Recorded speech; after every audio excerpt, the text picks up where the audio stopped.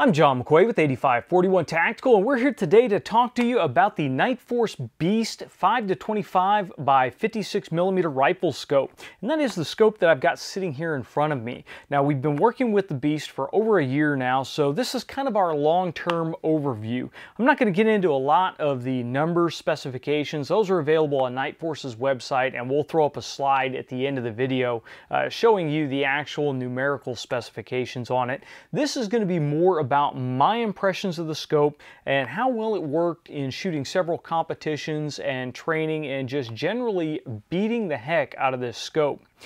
So let's start from the back and move forward, and we'll talk about some of the features on the scope.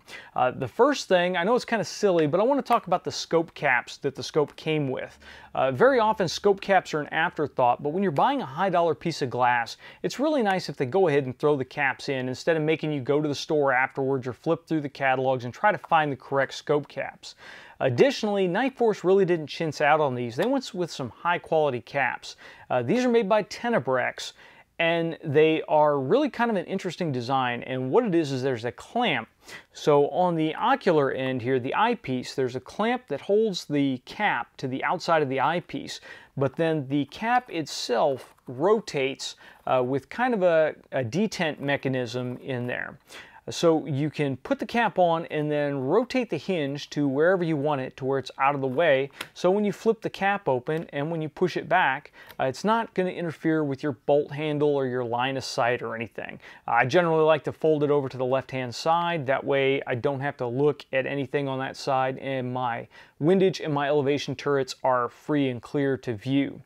Now this cap is really important on the Nightforce because on the Nightforce scopes, to adjust your magnification, you really turn the entire ocular housing.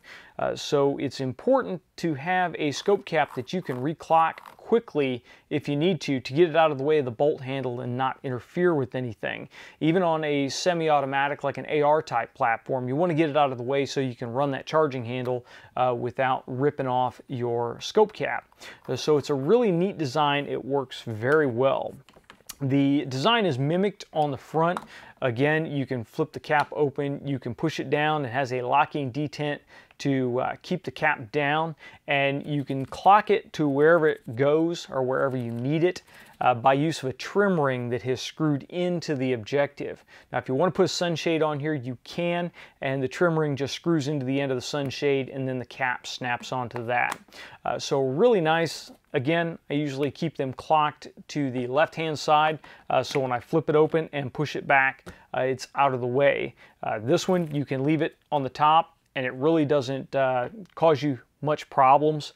In competition, this is really nice because you can get it out of the way depending upon how a barricade is set up, so you're not raking your scope cap off when you jam the rifle through a barricade. Well, enough with the scope caps. Let's actually talk about the scope itself.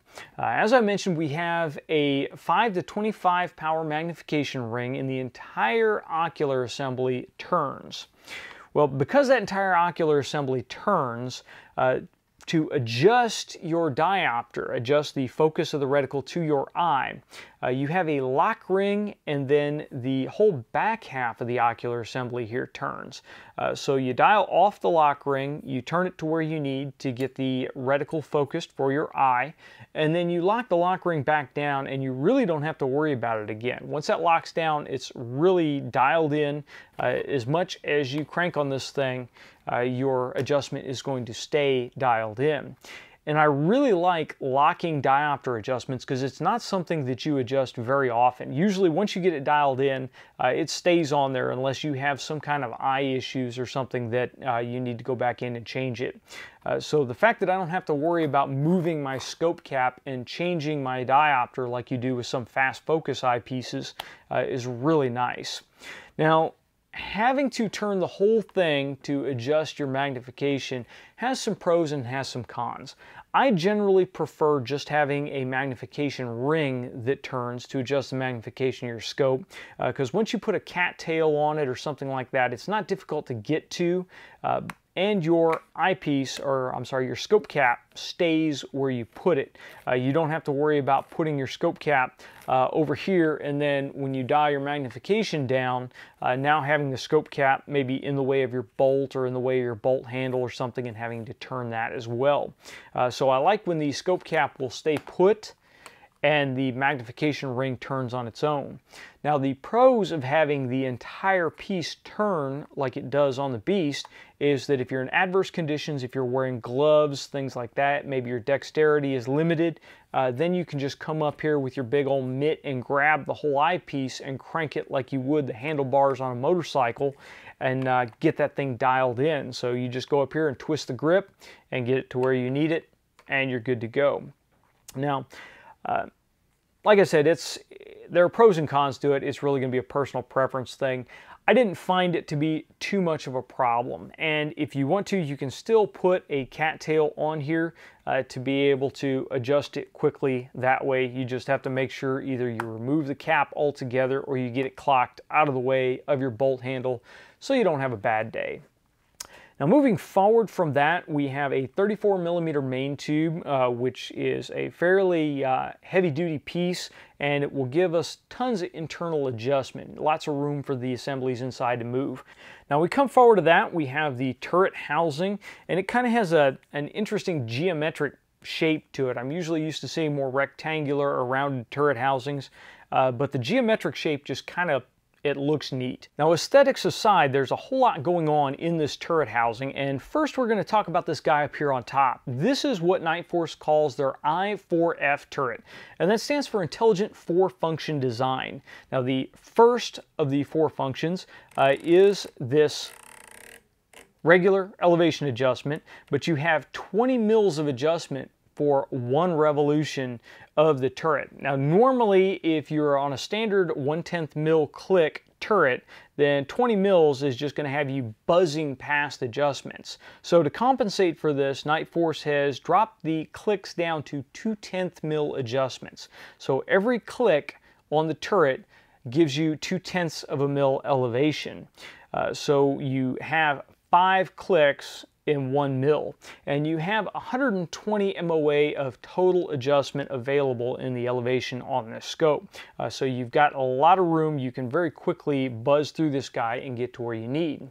Now, in order to compensate for those 2/10 mil clicks, we come to the next function, which is the 1/10 mil fine tune that we have down here on the bottom. And this is just a lever that protrudes at the bottom of the elevation housing, and you push it to the right, and that adds 1/10 of a mil to your elevation. Now, it only adds 1/10 of a mil. Obviously, you can bring it back to 0, but it's only 0 or plus 1/10 of a mil. You can't go negative 1/10 of a mil. So how this works in practice is, say I want to dial 5/10 of a mil on my elevation. Well, then I will come up on the main turret, 2 clicks, so 2/10 of a mil times 2 clicks gives me 4/10 of a mil. Well, to get that last tenth, I will come down here and push the fine tune lever to add that 1/10 of a mil. So now it totals 5/10 of a mil. Now, if I want to come back down to 0, I have to be careful that when I dial my 2/10 of a click off, that I come back and dial that 1/10 back off on the fine tune. Otherwise, I have that 1/10 that's still sneaking in there. Now, 1/10 of a mil very often is not going to cause you to miss a shot in tactical rifle shooting or precision rifle competition type shooting. So what a lot of users of these scope are doing are just forgetting the fine tune. They're not messing with the fine tune at all. They're just using this like a standard 2/10 click turret. So they're not taking the extra time down there. Now, one cool advantage that the fine tune does give you is now you can break up that 1/10 of a mil adjustment into even finer increments when you're zeroing your rifle. So very often with a scope that only goes down to 1/10 of a mil clicks, that is a little bit coarser than a 1/4 MOA scope that a lot of us are used to. So you have a little bit coarser adjustment when you are zeroing. Well, what you can do here is once you've got it down to that last tenth, say you just need to come up a hair to have that perfect 0 so you can center punch that card on that cold bore shot. Well, you can take your fine tune and you can just add a little bit when you're zeroing the scope, and then you can zero the fine tune back out. And hey, now you're good to go. Now you have divided that 1/10 mil click even deeper to get that fine zero. So it does provide a little bit of an advantage, but I think in real world application, unless you're sitting down in a static situation and you really need that precision for a long range shot, then the fine tune is not something most shooters are going to use very often. Now let's come to the last portion, or the second to last portion of our 4-function turret, and that is this little guy on top here. And this is the turret lock. They call it a 360-degree break, and it has inscribed on top, for those of us that are knuckle draggers and can't remember, it says depress and rotate, and it has arrows for on and arrows for off. Right now it is off because I can dial the turret to wherever I want to dial it. Now if I want to lock the turret out, then I just simply push down on the center turret and I rotate it, and it will rotate and pop back up, and you'll get a little red line that is now apparent between there. And it's fairly visible when you are behind the scope looking forward. You also notice that the top of the turret is sticking up a little higher. So now the brake is on, the turret's not going anywhere. Now to make any adjustments, I need to come down here, I need to push in on the center, I need to dial it to off, and now my turret's unlocked again. So if you have the desire on this tall turret here to lock it out so it doesn't move at all, you do have that option. Now in practice, I generally left the brake off. I didn't really mess with it. With the zero stop, which is that 4th function, I know that I can come down, bang it there, come back up 5 clicks, and I'm on 0, and I'm good to go. So when you're shooting and you come off your stage, you can just dial down until you hit that stop and come up, and you're good. Now, a lot of times you would think that with all these functions going on here, this thing's probably a bear to 0, and it really wasn't. Once you get your 0 dialed in and you want to go in and set your 0 stop, then you just simply take off the turret for the brake, you undo your set screws, and you take off your elevation, and you have your standard Nightforce clutch type 0 stop in here. If you have adjusted any of the F1 scopes before, it should be fairly familiar to you, and it's very easy to get dialed in and then put your turret back on and you're good to go. The fine tune has its own set screw adjustment in here, and it is adjusted independently from the top turret. So if when you had it zeroed, if your fine tune was on the +1, then you just loosen the set screw, you move the fine tune back to 0, you tighten the set screw back down, and now the fine tune is zeroed out as well. So very easy turret to work with, but it's one of those that you may or may not need all the functions on it depending upon what your shooting situation is. Now let's talk about the windage turret, and this is a really neat design that I really liked. Now the windage turret has an automatic locking feature, so when it's on 0, the turret is automatically locked. Now if I need to dial in a correction, say I need to go 1/10 left, then I will push in on this red button on the side here and turn the turret, and as I turn the turret, once I come off of 0, now the turret is free to turn. So if I'm at 1 mil left and I need to go 2 mils left, I just turn it 3 mils, etc. I just keep turning it to wherever I need it to go. Now when I'm done and I'm ready to dial all my windage back off the gun, I just bring it back to 0, the button pops out, and the turret is locked. Now if I have one left dialed on and I decide, oh no, I went the wrong way, I need one right, I just come back to 0, push the button, dial one right, and again, I can dial to wherever I want on the right-hand side until I come back to 0, and it automatically locks. Really neat setup. Again, you would think that it would be really difficult since there's a lot of stuff going on in there to zero it out, and it's not. Wherever you stop at, you just loosen your set screws, bring it back to 0, then tighten your set screws down, and you're zeroed up. You've slipped your turret back to 0, you're good to go. So, really nice feature. This I actually like very, very well. You don't have to worry about caps getting lost. You don't have to worry about your turret rolling in the bag. You don't have to worry about pushing or pulling or anything. It's a big red button. We all like to push big red buttons, so when we see the button, we pretty much instinctively know that we need to push the button. The button is on the back side of the scope facing the shooter, so it's very easy to see. Mash your thumb in there and go. It's not where, you know, it may be on the back side to where you have to look for it or recessed, etc. It's sticking out there. It's really good to go. It's easy to grab, easy to work with. This scope that we have here has the Horus H59 reticle in it. The B.E.A.S.T has a variety of reticle choices, so really you can get just about a reticle to do just about anything that you want to do in the scope. One final thing on the turret housing, on the left-hand side here, we have the parallax knob. And one little issue that I have with this is the parallax knob on the B.E.A.S.T doesn't have any numbers on it. It has an infinity symbol, and then it has small hash lines that grow longer and become bolder as we go closer in on the parallax adjustment. There are no numbers at all on it. I really like numbers on parallax adjustment. Now I realize that the numbers may not always correspond to a specific yard line. That just has to do with the way the optical system is set up, and I understand those limitations. But I like to use the numbers as a guide, not necessarily as a rule. So if I'm in the shooter's box getting ready to shoot a stage, and I know I have to engage targets from 400 to 700 yards, then maybe I'm going to put my parallax somewhere past 5, maybe it's 6, something of that nature, so I know I'm in the ballpark on the parallax. And as I go, if I need to fine-tune it, I can fine-tune it from there. But I like to see those numbers. It also gives me some experience when I'm shooting the rifle. I will start to learn where that parallax setting is for specific yard lines and be able to correspond it to the numbers instead of these lines. Now obviously you can take a silver Sharpie and you could go in here and you could write numbers on it if you want, or you could put your own label on it.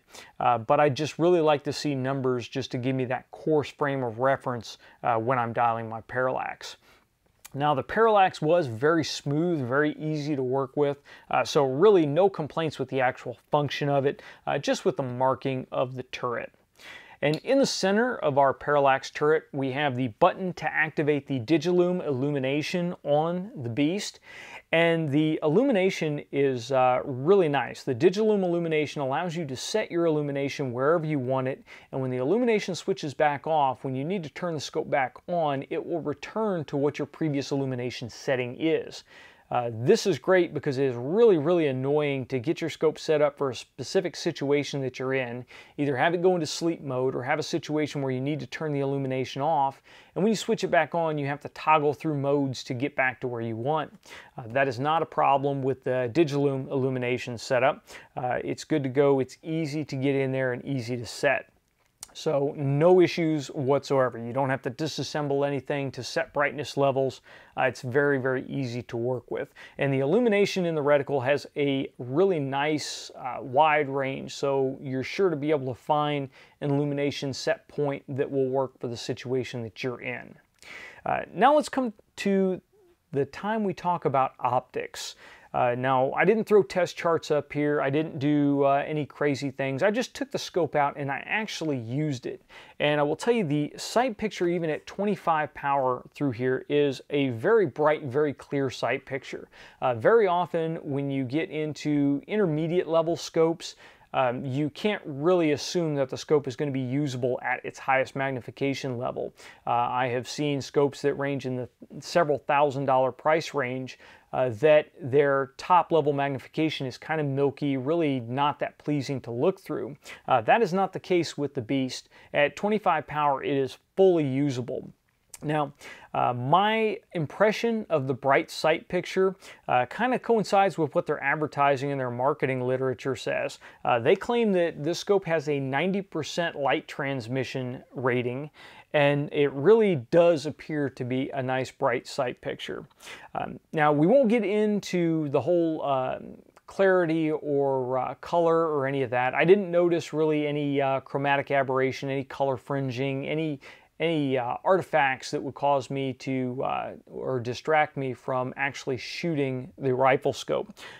But the sight picture really has a lot of personal preference built into it. I didn't have any problem seeing any targets, didn't have any problem engaging any targets. I feel the scope has some good contrast, it has good color transmission, but a lot of people will prefer different things in optics. It's like shooting pictures through cameras, it's like doing any kind of color correction, anything like that. Certain people prefer a certain look one way, certain people prefer a certain look another way. With the rifle scope, the key thing that I hone in on is, am I able to identify and engage targets? If I had a guy out there gillied up, would this rifle scope give me the best chance to actually determine if that's a person or if that's a tree? And this scope, I think, it does its job very, very well. I have no complaints on the optics whatsoever. It gets into nitpicking, and without lining up scopes side by side on the exact same day with the exact same light conditions, it becomes very hard to pick between scopes once you get to this level on optical clarity. You really need to start getting into instruments at that point. As far as tracking, the scope tracked very accurately. We initially ran a vertical tracking test on it. We didn't have any track out to one side or the other. When you dial a mil, you get a mil. When you dial all the way up and come all the way back down, you are returning to zero solidly. So no problems there whatsoever, and that's not surprising. We really haven't had any problems with tracking in any of the Nightforce scopes that we've had in for review. Overall, I can definitely recommend the Nightforce B.E.A.S.T. It really kind of does hold true to Nightforce's name. It is their best example of advanced scope technology. They threw a lot of little bits and pieces in here that really make it an interesting scope to use. Now the price point is pretty heavy.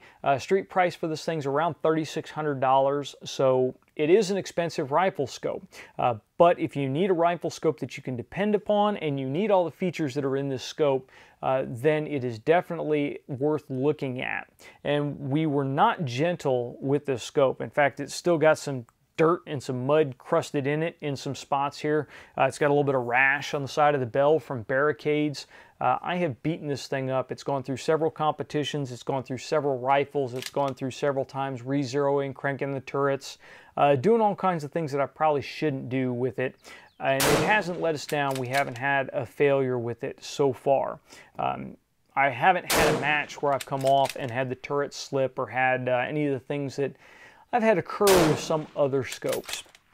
So it's good to go in that aspect. Now, if I was buying the scope, would I buy the B.E.A.S.T? That's generally going to be the question that we get. And I'm going to be honest with you, I don't need the I4F turret on here. I don't need all the functions that it has in it. I rarely ever use the brake. I really didn't enjoy using the fine tune. It's something that I would try to forget is there unless I needed that extra precision. And that kind of made the OCD in me go nuts. If my firing solution says I need to dial 2.7, I want to dial 2.7. I don't want to dial 2.6 and hold a little bit high or just not worry about it. So the lever, you know, I thought it was cool in the beginning because it was kind of like the old Untitled 10Xs on our M40A1s, but in actually using it in practice, I didn't think it was all that great. So for me, if I was looking at the 5 to 25 power scopes and I want pretty much everything that this scope has with a simplified turret, then the Nightforce 5 to 25 ATACR F1 would be my suggestion. Now the disadvantages, if you go to the ATACR F1 instead of the B.E.A.S.T, you also lose the really cool windage turret that I really like. For the ATACR F1 you get a standard capped windage turret, so you don't get the return to zero locking windage turret that the B.E.A.S.T has. But that's one of the things that you lose to hit that lower price point, but still gain excellent optics and excellent tracking. But if you really want the flagship scope, if you want the top of the line, then the Nightforce B.E.A.S.T is where it's at. And if you purchase the scope, I don't think you're going to be disappointed with it. It will absolutely help you drain the last bit of accuracy out of the rifle system that you have it on. So that is about it with our long-term overview of the Nightforce B.E.A.S.T 5-25 by 56 millimeter f1 rifle scope, and that is a little bit of a mouthful. If you have any questions or comments on the B.E.A.S.T, please leave them in the comments section below or send them to us on Facebook or Twitter. We do have a 5-25 ATACR F1 and a 4-16 ATACR F1 that we are working with right now. So we will have those reviews coming shortly. So stay tuned for that, and if you want to see how the B.E.A.S.T compares to those rifle scopes, stay tuned. And if you've liked the video, please make sure you like, share, and subscribe. And until next time, get out and shoot!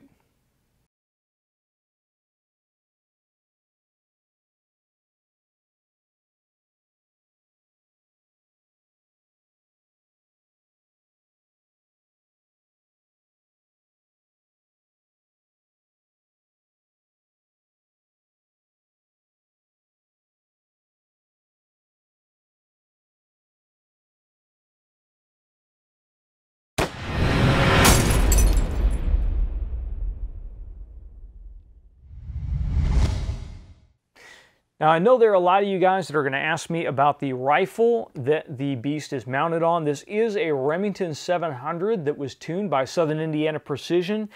They went ahead and put a Bartlett 260 Remington barrel on it for me at 24 inches. Has a AAC single chamber brake on it, and it is sitting in a KRG Whiskey 3 chassis system. And we've got just a standard Harris bipod with an Alamo 4-star conversion on here.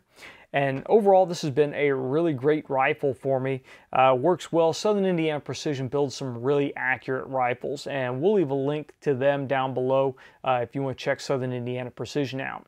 Again, thank you to Nightforce for sending the B.E.A.S.T out to us to check out, and I'm sad to see the thing go.